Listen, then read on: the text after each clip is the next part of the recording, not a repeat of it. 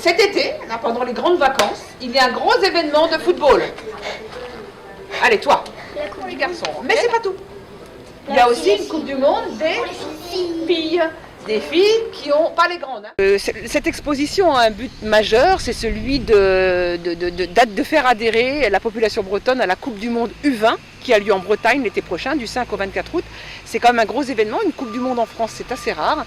Et c'est la Coupe du Monde des jeunes qui est préalable à la Coupe du Monde d'équipe de France A féminine en 2019, cette fois dans tout le territoire français.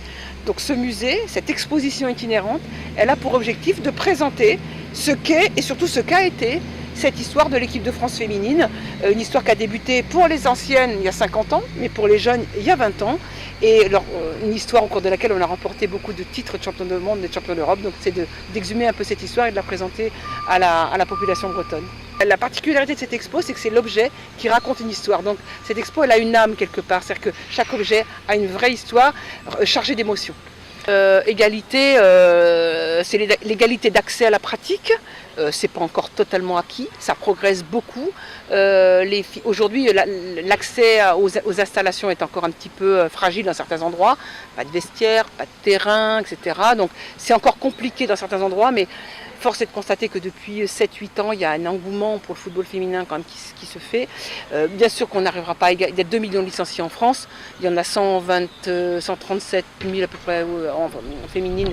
Donc je veux dire, le rapport c'est de 6% à peu près. Donc on ne peut pas parler d'égalité de nombre. En tout cas, on renforce l'accès des filles dans les clubs. Dirinon en est un exemple parfait. Dirinon qui a été le premier club labellisé école féminine en France. C'est aussi un petit peu pour ça qu'on est là aujourd'hui, parce que c'est vraiment un club modèle. Donc voilà, ça vient.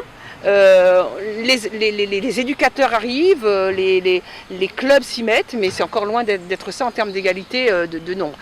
Maintenant, je vous dis, on a un souci à la fédération, c'est d'intégrer des filles dans les organes, et des femmes surtout dans les organes d'organisation et de décision pour favoriser l'émergence d'équipes féminines. Et à quoi elles jouent les filles? Au foot. Très bien. Et elles jouent? Tu voudrais qu'on voit plus de foot féminin à la télé? Non. Donc, C'est pareil. c'est pareil. Pour les deux, c'est bien aussi. Toi, t'aimes bien regarder les matchs des garçons? Et toi, t'as déjà vu un match de foot féminin? Non. Jamais.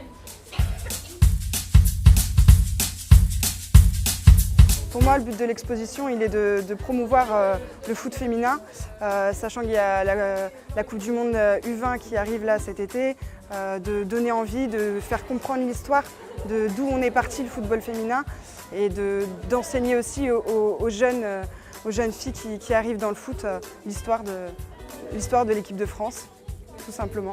Je leur souhaite bon courage, de vivre ce qu'elles ont envie de vivre, de se donner à fond, de les prévenir quand même que c'est des sacrifices. Pour arriver à ce statut-là, il faut faire énormément de sacrifices, se donner à fond et se faire plaisir. Donc qu'elles profitent et qu'elles s'amusent.